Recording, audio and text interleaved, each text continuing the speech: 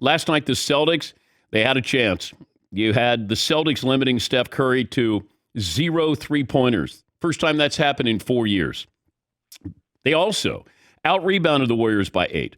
Twice as many free throws. Held the Warriors to just under 23% from three-point range. That's a win, right? And they lost. They lost by 10.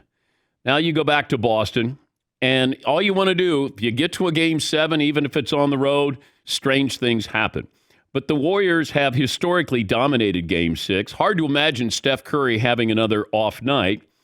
The Warriors felt like they stole a game last night after a historically off night, certainly for Steph Curry.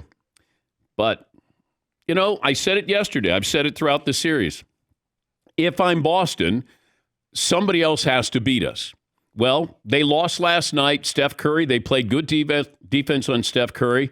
I don't know if he was exhausted from what happened in Game 4.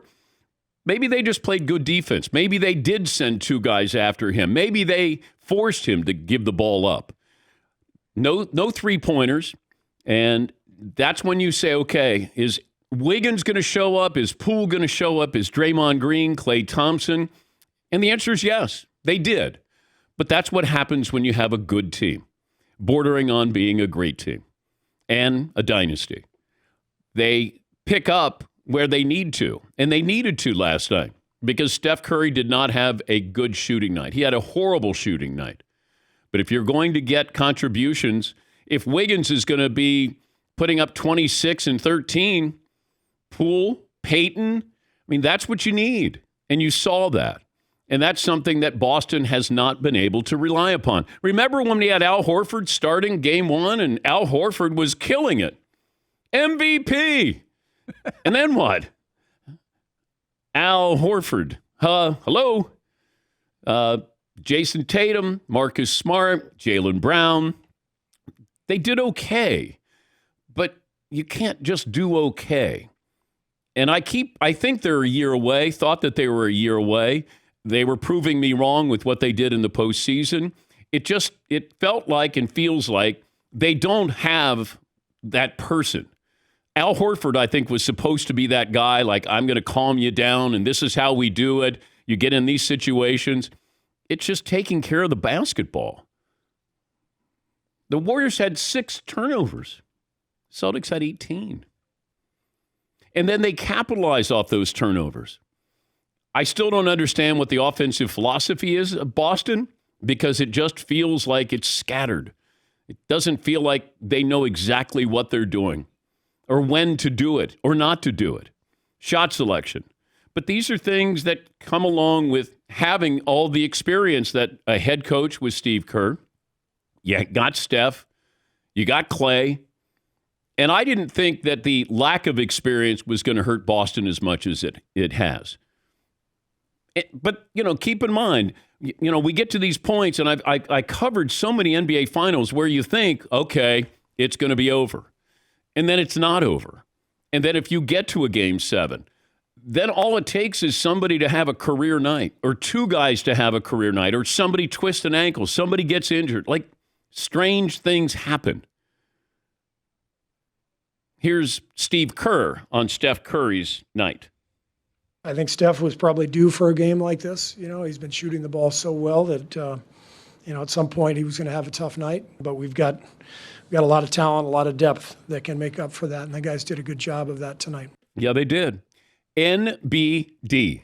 No big deal. Said the right things about Steph Curry. Here's Steph Curry on his shooting night.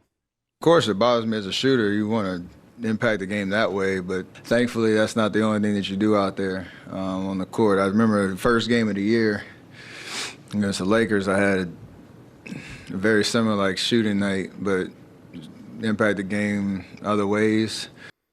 And that's the mark of a great player. He had a bad shooting night. Okay, don't be one-dimensional.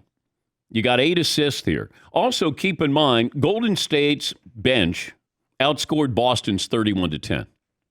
Jordan Poole and Gary Payton accounted for 29 of those points. That's where it's devastating, where you've done everything you could possibly do. We kept Steph Curry under wraps. We did okay with the other members of the starting five. But when that second wave comes in, that's a difference maker. And I thought that they were going to have not an advantage, but they were going to be able to hold their own with Boston, because sometimes what happens when you get to the finals, the further you get in the postseason, the smaller your rotation is in number of players. It might be 7, might be 8. And I thought, okay, no James Wiseman. Kuminga hasn't played. And I thought, okay, if Gary Payton is able to come back, that's a big deal for them. And people look at you like, Gary Payton? Yes, he's really active. And Jordan Poole. They're not household names. I mean, Gary is only because of his father. But, they put up 29 of those 31 points.